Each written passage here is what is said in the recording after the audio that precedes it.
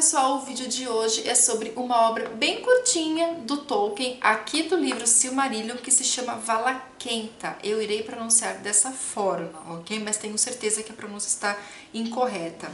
E é o relato dos Valar e dos Maiar, segundo o conhecimento dos Eldar. Então, como vimos lá no primeiro vídeo, né, tem uma playlist aqui no canal chamada Silmarillion. Então esse aqui é o segundo vídeo do canal. Específico sobre o vídeo, temos um vídeo de introdução. Então lá naquele primeiro vídeo nós vimos que os Ainur, eles tiveram a missão de criar esse mundo, né? Então através de uma música, de toda aquela história, eles criaram o mundo, criaram os filhos de Ilúvatar e ali criaram o reino da terra que foi habitado pelos elfos e pelos homens.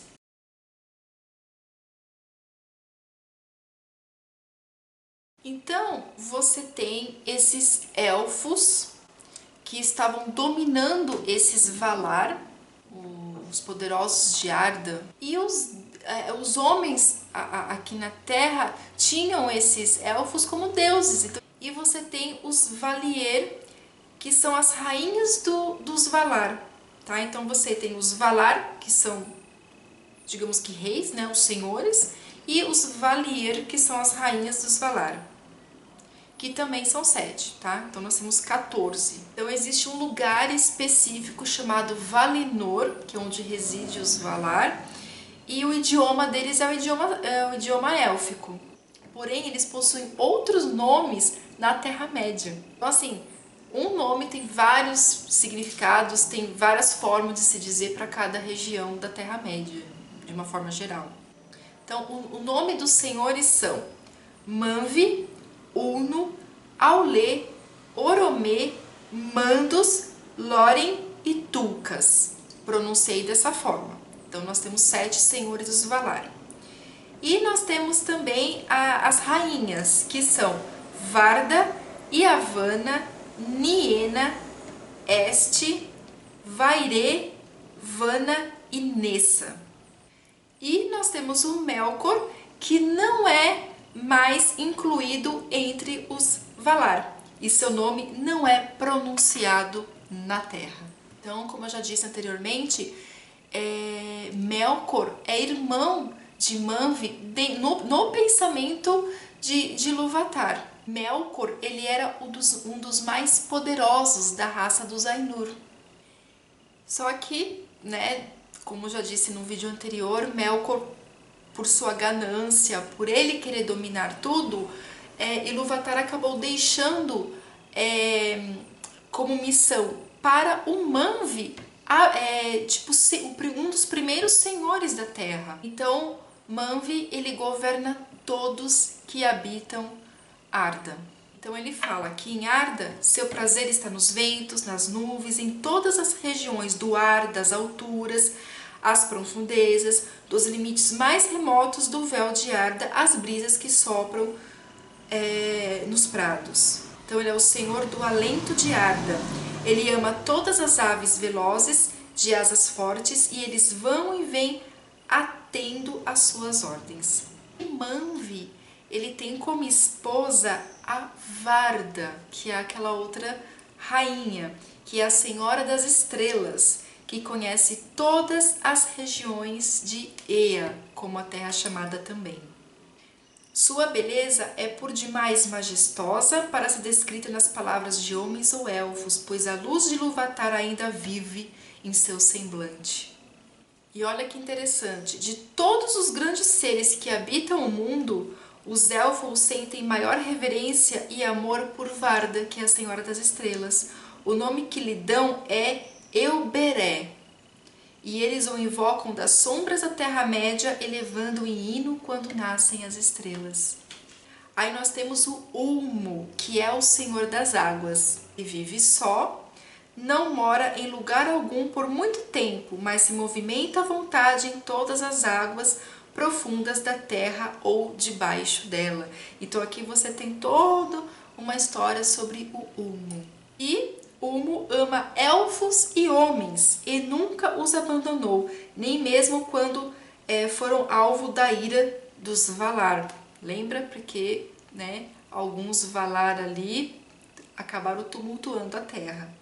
Aí nós temos o Aulë, que é um outro senhor dos Valar, que tem poder pouco inferior ao de Ulmo, governa todas as substâncias das quais Arda, a terra, é feita.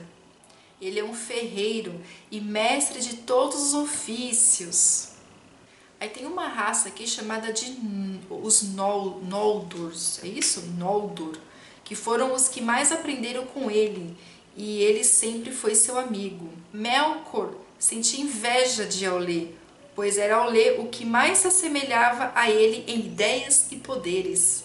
E houve um longo conflito entre os dois, no qual Melkor sempre desfigurava ou desfazia as obras de Aulë. Mas Aulë sempre se mantendo fiel a Irún. E aí tem a esposa de Aulë, que é a Yavanna, que é a outra rainha, que é a provedora de frutos. Ela ama todas as coisas que crescem na terra e guarda na mente todas as suas incontáveis formas, das árvores semelhantes à torre nas florestas primitivas, ao musgo sob as pedras ou aos seres pequenos e secretos que vivem no solo, que provavelmente são os gnomos, duendes e assim por diante. Aí aqui vem falando um pouquinho sobre a mitologia de Yavanna, que ela usa um traje verde. Gente, é a coisa mais linda do mundo essa parte aqui. Você vai conhecendo esses senhores, né? E as rainhas. É assim muito, muito bonito. Aí nós temos um outro grupo aqui que é os Fenturi, não sei se estou pronunciando corretamente, que são senhores dos espíritos. São irmãos e são geralmente chamados de Mandos e Lórien. Contudo, esses são de fato os nomes dos locais onde moram, sendo verdadeiros nomes Nano e Irmo. Namo, o mais velho, mora em Mandos, que fica a oeste em Valinor. Ele é o guardião das casas dos mortos e o que convoca os espíritos que foram assassinados. Aí tem um pouquinho aqui sobre a história dele. Ele é o oráculo dos Valar.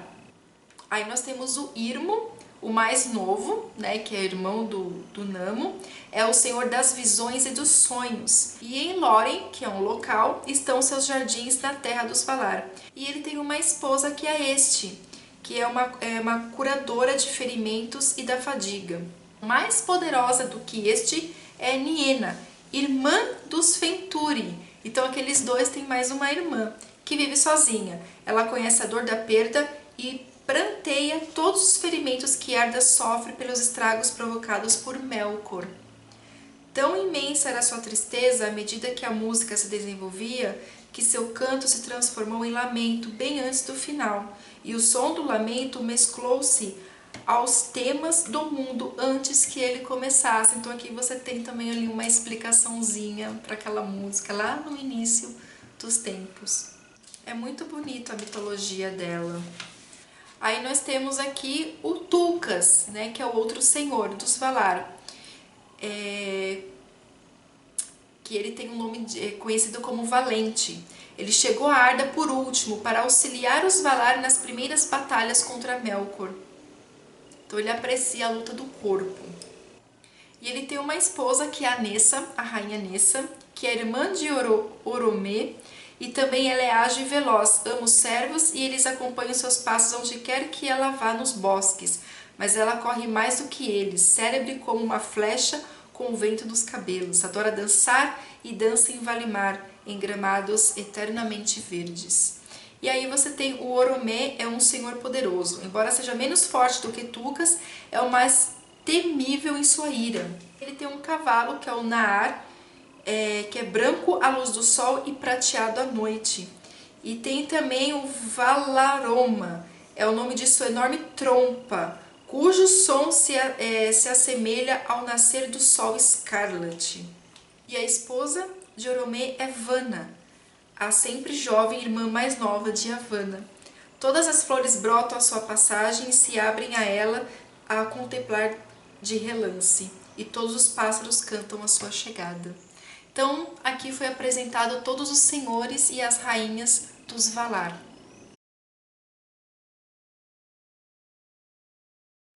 Os Maiar, que foram esses espíritos que foram criados, né, antes mesmo do mundo ser criado, eles eram da mesma ordem dos Valar, mas de um grau inferior.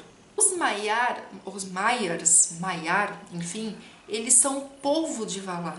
Eles são conhecidos entre os elfos, mas eles não possuem uma forma visível para os elfos e os homens. Você tem alguns nomes que são conhecidos, tá?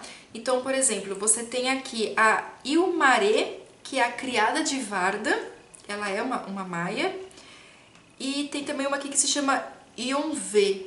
Mas nós temos também o Ocê e Uinen, que são os mais conhecidos dos filhos de Ilúvatar, né? Que fazem parte dessa raça de Maiar, que são o quê? Criados auxiliares dos Valar. Então você tem o Ocê, que ele é vassalo de Ulmo, que é o Senhor dos Mares, né? Que habita as praias da Terra-média. Ele tem uma esposa que se chama Uinen, que é a Senhora dos Mares. Melkor, ele odiava o mar porque ele não conseguia dominar. Então aqui você tem uma história, né, do Ocê com o Melkor, meio que eles acabaram se debatendo ali, enfim, porque Melkor queria dominar o mar, mas ele não tem esse poder. Aí você tem uma outra Maia aqui, que se chama Maia, as pessoas que são dessa raça.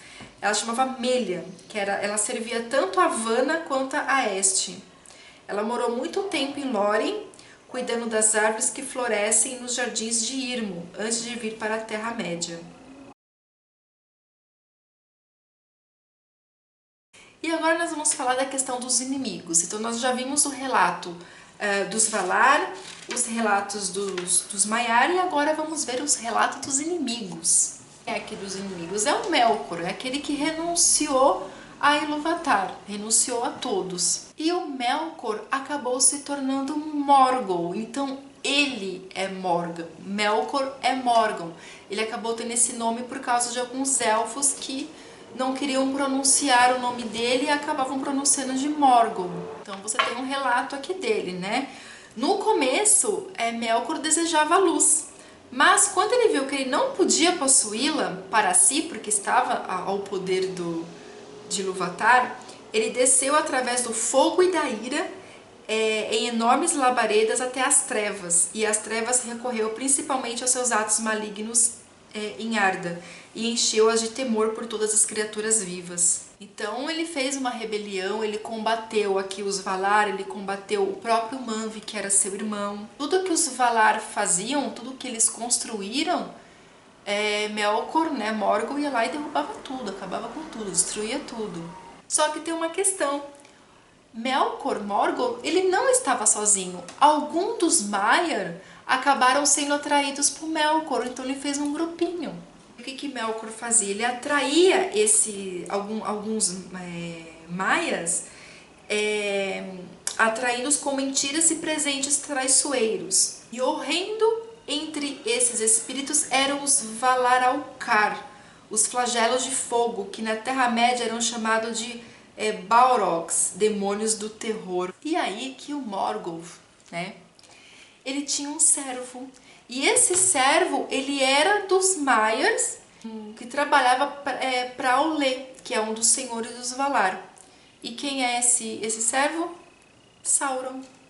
E Sauron, ele não era tão maligno assim, ele era o menos maligno ali de todos que estavam, né, o acompanhando. Só que com o tempo, né, como o tempo foi passando, ele foi se tornando ali uma sombra de Morgul. E aí foi que ele desceu cada vez mais até você conhecer o Sauron lá do Senhor dos Anéis. Então aqui termina Valaquenta, ok? Então se eu deixei de falar alguma coisa, por favor deixem aqui nos comentários se de repente você não entendeu alguma coisa, se eu falei de repente alguma coisa errada, enfim, gente, assim, como eu disse, eu sempre vou repetir isso em todos os vídeos, porque é um livro difícil. Eu não sou nenhuma estudiosa do Tolkien, eu sou apenas uma leitora que estou me aventurando e me arriscando a fazer um diário de leitura de Silmarillion. Então, assim, eu posso errar, eu posso, de repente, fazer uma interpretação errada de alguma coisa. Então, fiquem à vontade para me corrigir nos comentários, ok? Então, vocês que estão acompanhando, fiquem observando os comentários também pra gente, né, ir aprendendo aqui com essa mitologia. Então é isso, beijos pra vocês e até o próximo vídeo, tchau!